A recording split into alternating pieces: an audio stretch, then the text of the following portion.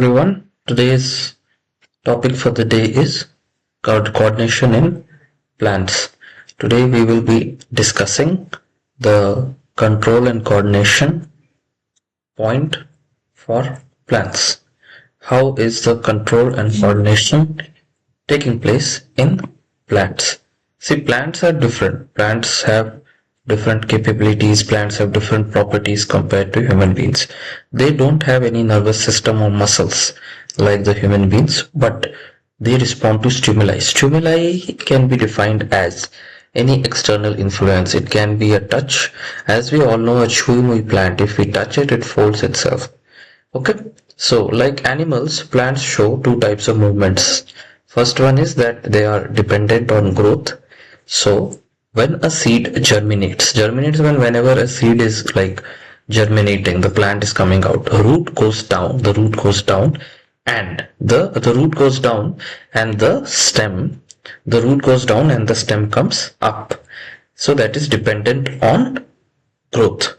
Second point is independent of growth. In independent of growth, what happens? When we touch the leaves of Chui Moi plant, the sensitive touchment or mimosa family plant, they quickly fold up and droop. So this is independent of growth. It has got nothing to do with growth. So plants are showing two type of movements. One is dependent on growth, another is independent of growth. Let's move forward. Insensitive plant.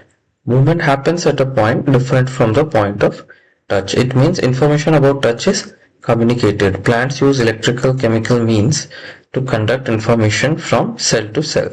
In animals, muscle proteins help to change the shape of cells, but plant cells change the shape by changing the amount of water in them, that is either by swelling or by shrinking. Okay, so plants are dependent on the water amounts in them, so either they will swell or they will shrink. Okay, now let us move ahead and see that some plants, example the pea, have tendrils that climb up a fence. See, these are the tendrils. Okay, they are sensitive to touch. When tendrils contact with the support, the touching part does not grow as rapidly as the part away from object. So tendril circles around and clings to the object. Plants respond to stimuli slowly by growing in direction. Okay, so plants will show growth towards a direction. Because of this directional growth, it appears as if the plant is moving. Okay, so environmental changes, triggers such as light, gravity, etc., these things change the direction of the plant growth. They are called tropic or directional movements. These can be towards the stimulus, positive, or away from it, that is negative. Okay, so now this is an important part, the types of the tropic movements in a plant, the concept of phototropism, the concept of geotropism, concept of hydrotropism, the concept of chemotropism. These four concepts are important and they are frequently asked in exam. So phototropism, as the word suggests, the students can guess that phototropism has got something to do with sunlight. Geotropism, as the students can guess, it has got something to do with gravity. Hydrotropism, students can guess that it is related to water, and chemotropism is something that is related to the chemicals. Now, let us see the first one, the phototropism. Phototropism can be defined as it is the plant's response to the light, to the direction of light. Okay, sunlight will be falling on the plant. So plant will respond to it, to the sunlight. So it is the tropic movement in response to light. Shoot is what? Shoot is the upper part of the plant. Shoot respond by bending towards light, that is positive. These are the shoots, so they are bending towards the light. Root respond by bending away from light, so this is negative. Shoot has turned towards the light, that is positive. Root has turned away from it, that is negative. So these are the examples of positive and negative phototropism. Positive phototropism is the plant's movement towards the sunlight, and negative phototropism is the root's response by bending away from light, negative. Okay, now there is an experiment and it is done to check the property of phototropism. Fill a conical flask with water. Cover its neck with a wire mesh having 2-3 freshly germinated bean seeds.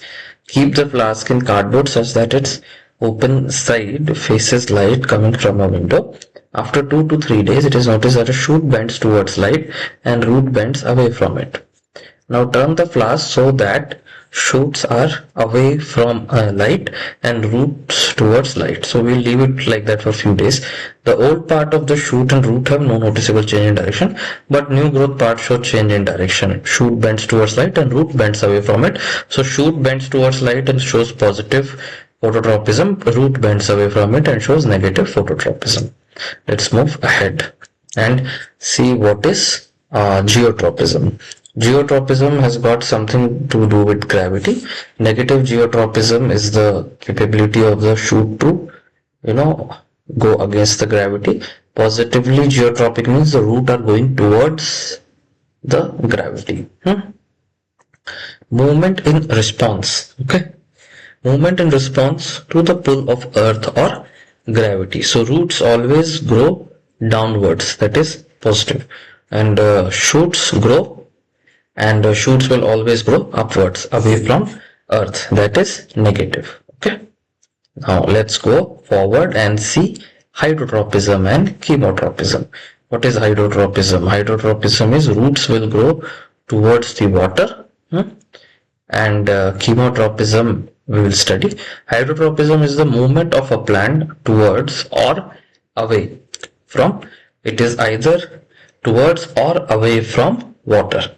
So roots bend towards the moist soil. Chemotropism is movement of plant towards or away from chemicals. Growth of pollen tubes towards ovules. Controlled movements can be either slow or fast. Sensitive plant quickly moves in response to touch. Sunflowers slowly move in response to day or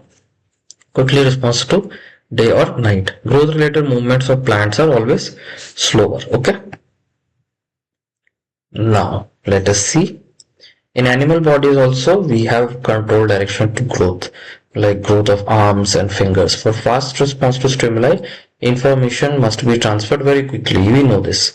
So we have electrical impulses that are an excellent means for this, but it has some limitation. They reach only the cells having connection with nervous tissues. Once an impulse is generated and transmitted, the cell will take some time to reset its mechanism to generate a new impulse. So cells cannot continually create and transmit electrical impulses. So most multicellular organisms use chemical hormone communication between the cells. Okay. Now let's see movement due to growth. So we are all aware of the thing that there is something called as an auxin in the plants. Okay. So what is happening?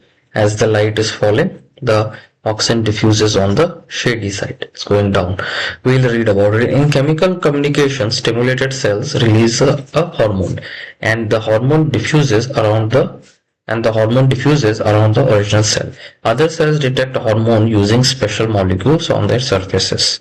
Okay, this is a slower process but can reach all cells and can be done steadily and persistently. Okay. The plant hormones can coordinate growth, development, and response to the environment. They are synthesized at some places and diffused to the area of action. So plant hormones are very important. They include growth promoters. Growth promoters means something that promotes the growth, because of which those hormones will give growth to the plant. They are auxin, gibberellins, and cytokinin. And we have a growth inhibitor called abscisic acid. Okay.